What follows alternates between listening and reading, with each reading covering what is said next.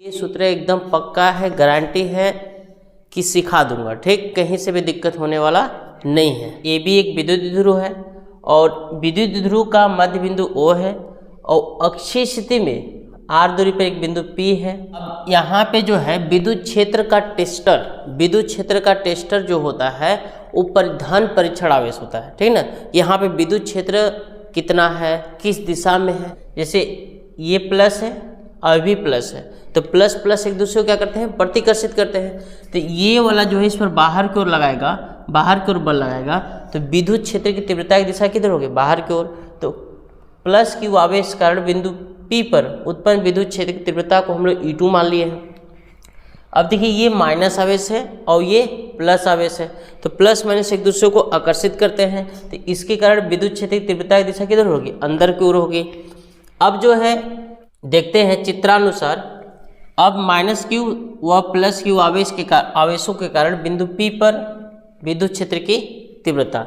आप देखे होंगे कि कोई आवेश Q से r दूरी पर जो है वो उत्पन्न विद्युत क्षेत्र की तीव्रता का सूत्र आप पढ़े होंगे, E बराबर 1/4 pi epsilon not into Q by R square, ये पढ़े होंगे। तो ये सूत्र देखिए हम लोग लिख लिए हुए हैं।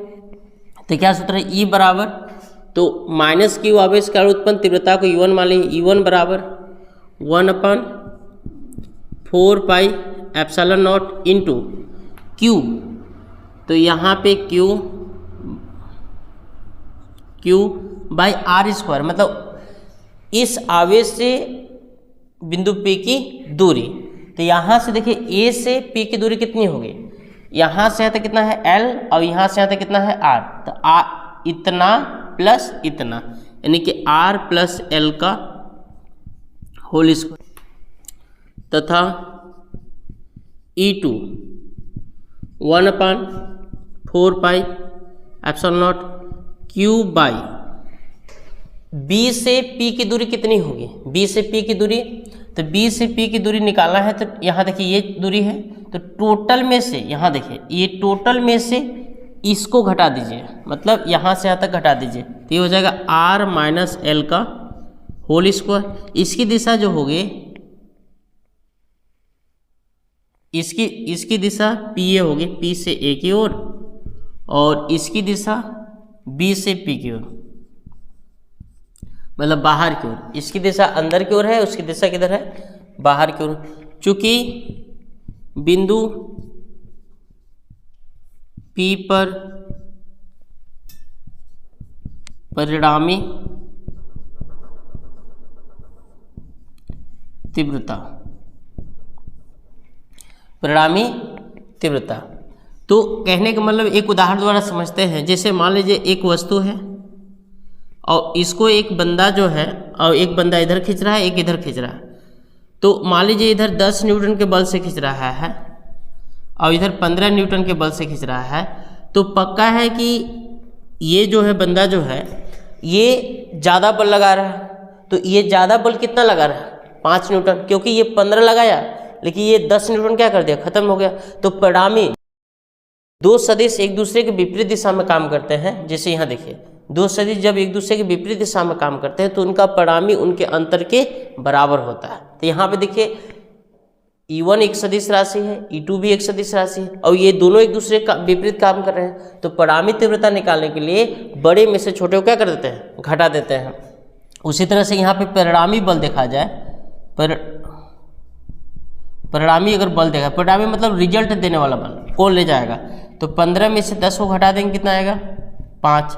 तो उसी तरह से आप देख सकते हैं बिंदु P पर परिणामी तीव्रता, तो E2 जो है बड़ा है E1 से, क्यों, ये प्लस Q आवेश P के समीप है और दूरी कम होने से तीव्रता का मान ज़्यादा होता है और दूरी ज़्यादा होने से तीव्रता का मान क्या होता है, कम हो जाता है। यहाँ पे देखिए प्लस Q आवेश बिंदु P से कम दूरी है तो यहाँ पे विद्युत क्षेत्र की तीव्रता ज़्यादा होगी, क्योंकि विद्युत क्षेत्र की तीव्रता विद्युत कर्मानुपाती होता है 1/r स्क्वायर। विद्युत कर्मानुपाती का मतलब होता है ये बढ़ेगा तो ये घटेगा, ठीक, और ये घटेगा तो ये बढ़ेगा। तो यहाँ देखिए B से P की दूरी कम है, ये कम है तो विद्युत क्षेत्र ज़्यादा होगा। A से P की दूरी ज़्यादा है, मतलब ये ज़्यादा है तो ये क्या होगा, कम होगा। तो यहाँ पे परिणामी तीव्रता निकालना है तो परिणामी तीव्रता E मान लेते हैं, E2 माइनस E1 हो जाएगा। E2 का मान हो जाएगा 1/4 pi epsilon not into k cube by R minus L का whole square minus 1/4 pi epsilon into k cube by R plus L का होल स्क्वायर। अब जो है यहाँ Q by 1/4 pi epsilon naught, यहाँ भी Q by 1/4 pi epsilon naught common मिल रहा है तो इसको ले लेते हैं। तो Q by 1/4 pi epsilon not into k common मिल रहा है, ले लिए। तो यहाँ पे क्या बच जाएगा, 1/r माइनस L का whole square minus 1/r plus L का whole square Q/4 pi epsilon not into के। अब इसका गुणा यहाँ कर दीजिए, इसका गुणा यहाँ कर दीजिए, तो R प्लस L का whole square minus R minus L का whole square, R minus L का whole square, R plus L का होल स्क्वायर। अब यहाँ पे आगे बढ़ेंगे तो Q/4 pi epsilon not into के A प्लस बी का whole square, A square plus B square plus 2RL minus R square plus L square minus 2RL bracket close by. देखिए ये दोनों पर वर्ग है और दोनों मल्टीप्लाई में है तो इसको हम ऐसे लिख सकते हैं, R minus L R plus L, ये टोटल का square. Q/4 pi epsilon not into के R square plus L square plus 2RL। जब ब्रैकेट हटाएंगे तो ये माइनस गुणा करेगा तो minus R square minus plus गुणा minus L square minus minus गुणा प्लस 2RL। एक क्वेश्चन में A माइनस बी, दूसरा क्वेश्चन में A plus B, A square minus B square, अब पहले से स्क्वायर लगाते लगा देते हैं। अब देखिए माइनस L स्क्वायर से plus L square, R square से माइनस R स्क्वायर, 2RL और 2RL कितना हो जाएगा, 4RL। तो यहाँ पे हो जाएगा into 4RL by R square minus L square का होल स्क्वायर। अब देखिए ध्यान से, चूंकि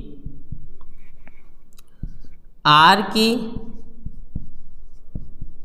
तुलना में L एक छोटी राशि है, इसलिए L स्क्वायर लगभग बराबर कितना हो जाएगा, 0। अब कैसे पता चला, क्योंकि विद्युत द्विध्रुव में जो है दोनों आवेश एक दूसरे से सूक्ष्म दूरी पर स्थित होते हैं, बहुत ही कम दूरी पर स्थित होते हैं। तो इन आवेशों के बीच की दूरी कितना होगा, 2L होगा। जब 2L छोटा हो सकता है तो L और छोटा होगा, क्योंकि किसी राशि में 2 से गुणा करने के बाद भी वो छोटा रह रहा है तो उसका L और भी छोटा होगा, L स्क्वायर उससे भी छोटा होगा, L क्यूब उससे भी छोटा होगा। अब इसका प्रमाण देखिए, जैसे मान लीजिए L बराबर 0.5 है, L बराबर 0.5 है, इसका वर्ग करिए तो 0.5 का वर्ग 0.25, इसका फिर Q करिए 0.125। अब देखिए इसमें दशमलव के बाद 3 अंक लेने के बाद 125 है, इसमें दशमलव के बाद 3 अंक लेने के बाद 250 है, इसमें लेने के बाद कितना है, 500। देखिए छोटी, देखिए जैसे जैसे मैं पावर बढ़ाते चल गया हूँ वैसे वैसे छोटा हो गया। सिंगल घात में 500, डबल घात में 250, ट्रिपल घात में 125, यानी कि छोटे राशि को जितने पावर चढ़ाते चल जाएगा, जितने घात बढ़ाते चलिएगा वो उतना ही क्या होते चल जाएगा, छोटा होते चल जाएगा। तो L स्क्वायर लगभग 0। तो अब यहाँ पे क्या आ जाएगा, देखिए ध्यान से, 1/4πε0 इंटू के। अब देखिए इसको, यहाँ देखिए 4RL है ना, तो इसको हम लिख देते हैं 2 × 2QL/R। ऐसे में इस बात को मैंने ऐसे लिख दिया, और यहाँ R के ये 0 हो जाएगा, तो 2 दूना कितना हो जाएगा, 4 हो जाएगा।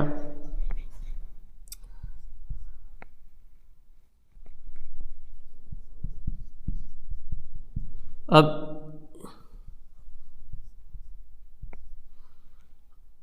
E बराबर